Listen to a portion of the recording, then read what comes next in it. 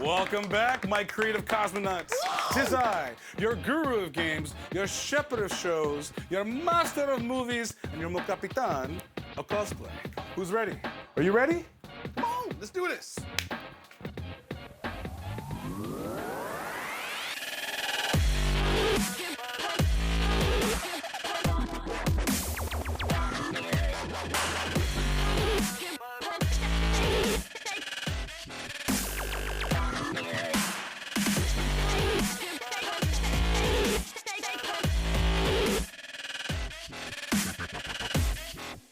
What does Texas Chainsaw Massacre, John Wayne, Edward Scissorhands, and Pinhead, damn it, and Pinhead all have in common? Huh? This is an easy one. Come on. Come on. Yes, that's right, leather. Yeah, all the good ones sport it, right? I mean, come on, look at them. I mean, even I do. Look at this. Leather, leather. Come on, Vogue. Okay, sorry. I'm about to start giving out my Venmo and making money on the side, and that's not fair to the other people that work on the show. Nope. All right, so where were we? Leather is one of man's earliest and most useful discoveries. Not only is it one of the most versatile materials, it's sexy. From belts and whips to holster and flips. Flips? What? Who wrote this? Huh? Hey, stop playing Galaga. Did you write this? Maybe. I gotta proofread all this all the time? Like, this is... You had too much to drink, huh? It's the damn drink of the day, isn't it? Anyways. Whew, where was I?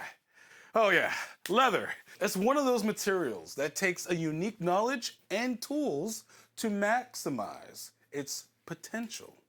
Like, how do you cut it? How do you poke holes in it? Do you sew it? Do you glue it? How do you get it from brown to black? I don't know. Do you know? I don't know. Let's find out, huh? As usual, I am blessed to have someone in my Rolodex. A Rolodex was a rotating card file device used to store people's contact information before you and your kids and your fancy cell phones. We had to memorize some good ones, and then the other ones we just brought down on pen and paper and put it in the file. That was us back then. Back to business. My friend Natalie is a seamstress tailor extraordinaire. She has whipped up hundreds of cosplay items of all kinds, and she's a master of leather too. So join me to break it all down with us, because it's crazy and complicated, but not really, because she makes it look great and easy. But before we read that? Really? Before we head on down to the cantina to see Natalie, it is time for Prop of the Day! Woo! Hey everybody, remember these? The Gray's Sports Almanac, made for Back to the Future 2 by my friends at Earl Hayes Press. Now, some time ago, I made mention that they had reprinted a limited number of them and that they would soon be available for sale. Well, that time is now. These Sports Almanac covers were reprinted using the original negatives that were used for the 1989 film, and no more accurate version of this cover can be found, because they come from the people that made them. And each cover comes with a certificate of authenticity from Earl Hayes Press, so that you know what you're getting is in fact authentic. You can go to the link in my bio, or just go straight to propshistory.com, click on the shop button, and there you go. I have to emphasize that these were printed in a very limited number, and once they're gone, they're gone. And as I find more original production-made stuff at Earl Hayes Press as I go through their archives, a lot of that will end up getting added to that site as well. Check back often, because I'll be adding more pieces from film's history.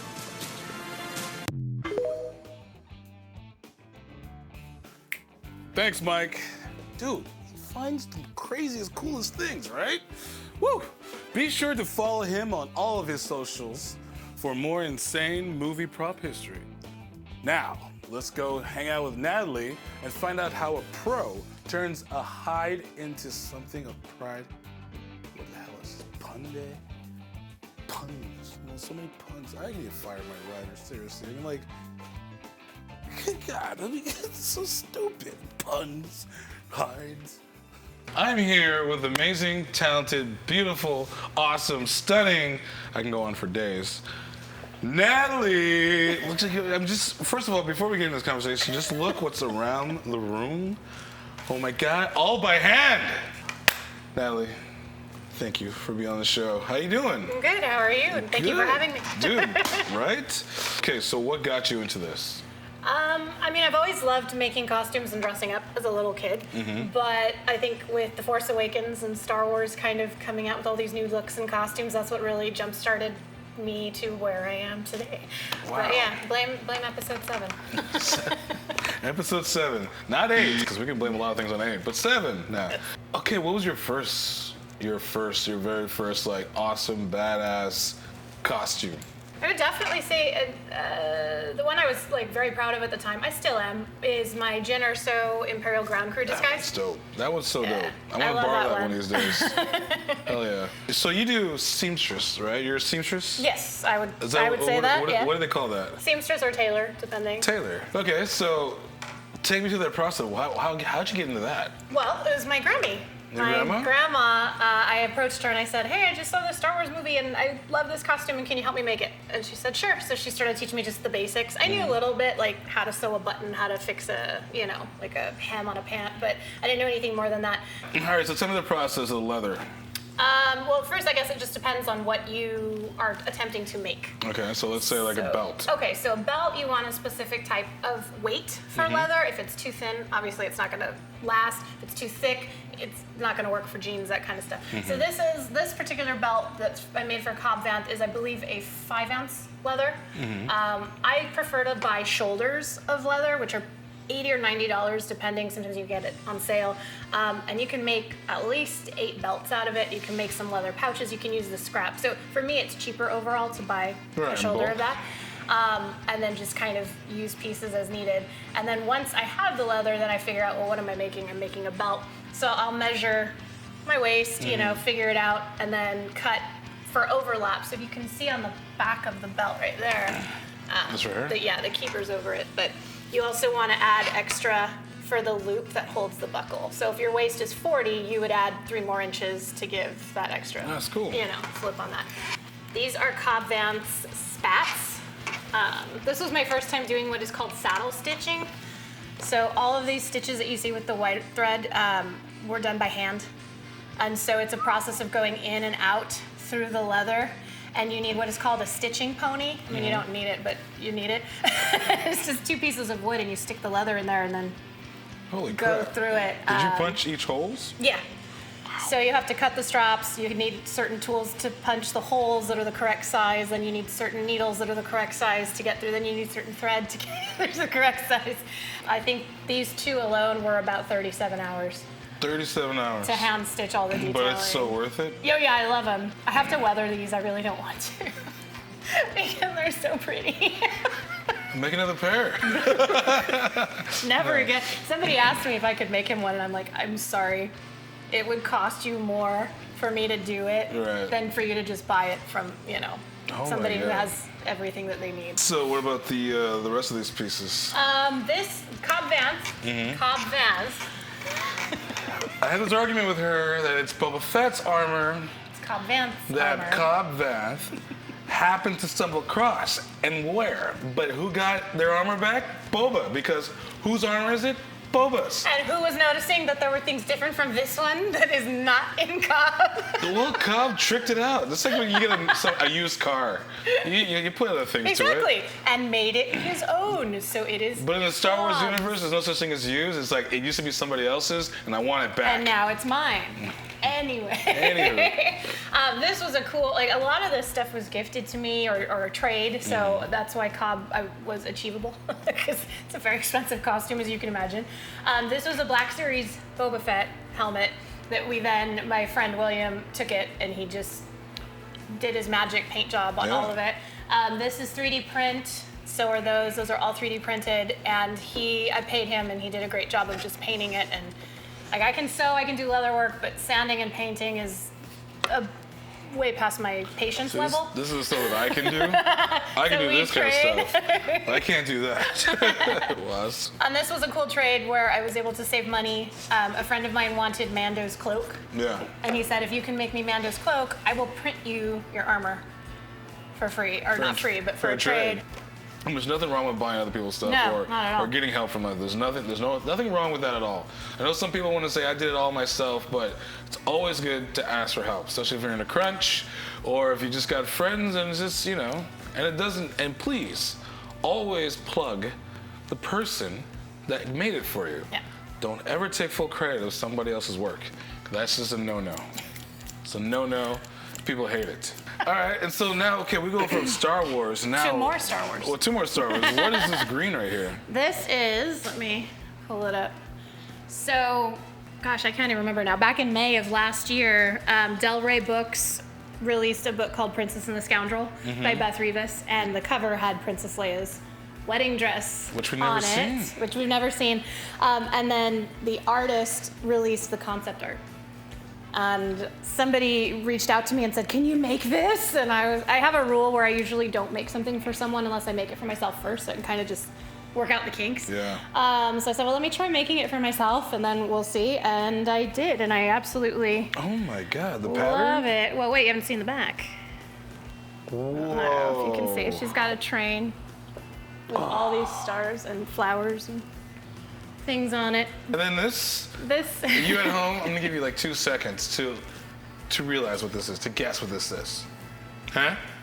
Yeah. Come on. Anyway. I was like, glug, glug, glug, glug, glug. Both of them could have fit on the damn thing. Anyways, Titanic. Yeah. Rose. Yes. Oh. How long did that take you? That one, I'm actually annoyed. I know how this sounds when I say it. I'm actually annoyed at how long it took me.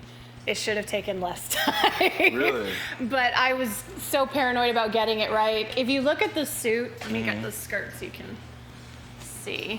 Which I didn't even know this about the skirt until I started studying it. You can wear the hat, yeah. I'm gonna wear the hat. Well, we won't be able to see your face, but It's okay. it's supposed to tilt to the right. I love when it tilts to the right. Yo, what's up, homie? Paint me like one of those French girls, dog. Okay. And now I'll never be able to wear that hat without hearing that again. Okay. The lines here have to connect to the panel here in 90-degree angles. So I kept not getting it exactly right, which was really annoying. And then also, if you look in the back, it's not on a hanger that fits perfectly. The center panel is also this way, and this goes that way. And then it has custom buttons that have to be made specially out of the velvet from the belt to match. So the skirt took a ridiculous amount of time for me to do that. And then the jacket or blazer, I forget. This is like a weird symbol for like a cool punk band. Okay, sorry. The jacket was interesting because, again, it also has some really interesting details where it has that to match the skirt as it goes down. So it all had to align perfectly when you wear it. The buttons aren't functional. She's got velvet lining here. The lines have to match, like the lining when you open it. The lining should match perfectly with this. Oh, and then I bought similar. Her shoes are ridiculous. So they didn't have any replicas of her exact shoes, and the ones that were close were like $200 or $300. So her real shoes only go to her ankle. So they cut to about here, but they look identical other than that. So these shoes originally were tan or beige, and I did leather dye on all of them. And these were... Yeah, see the inside of the shoe? They were that color. You did this? Yes. So I dyed it with Angelus paint and let it sit overnight, and there's my shoe. So anybody at home that's watching, do you have any advice for them? Don't give up, and don't base yourself on anyone else. And as long as you're happy, that's... And just have fun with it. Exactly. Cosplay is all about having fun. Yeah. It's not a popularity contest. We'll keep the fame with the fame. And keep like the fun with the fun. Yeah. And just don't knock the two. Just have fun. So where can they find your Etsy shop? On Etsy. What's what that bitch ask? Sorry, it's an inside joke. On Etsy, it is the Fashionable Rebel. I don't have too much on right now. Mostly Jawas. I make Cobb Vanth shirts and scarves if anyone wants to do a Cobb Vanth, like for celebration or whatever, or just for fun. And I'm trying to make a couple face masks. Like, I don't have too much on there right now. I have Eddie Munson bracelets on there. Those are cool. Just check those out. Leatherwork bracelets. And I do take commissions, but that's more on a private. So, you know, message me you want help on a Mando thing, then we can go. Cool. Well, Natalie, thank you so much for being on the show. Thank you for having me. You do amazing work. I can't wait to see what else you got coming up. Keep me posted. I'll keep the guys posted. So. All right, awesome. Thank you. And now back to you or me? No, back to me in the studio. Damn, right? Leatherwork. Like, seriously. Her technique and her style, and not even just that, like her seamstress stuff, okay? Like that Titanic outfit and that hat. Come on, you know the hat looked good on me, right? Like a sombrero. Dun, dun, dun, dun, dun, dun, dun. Sexy. So, as always, if you want to join me on more wild and wonderful adventures showcasing makers, creators, artists, designers, and cosplayers, follow, subscribe, like, and share. But more importantly, put your comments and questions down below, all right? I want to bring the creative community together, showcase builds, help each other out, you know, getting to know you, getting to know all about you. Yeah. Let's all show them some love, huh? And while you're at it, follow us on Instagram and TikTok, huh? At The Cosmo Show. And me if you want on Instagram, Cosmo666. Remember, nerds, the world could be a rough place, but you know what it needs right now? Some love, peace, and chicken grease. Love you.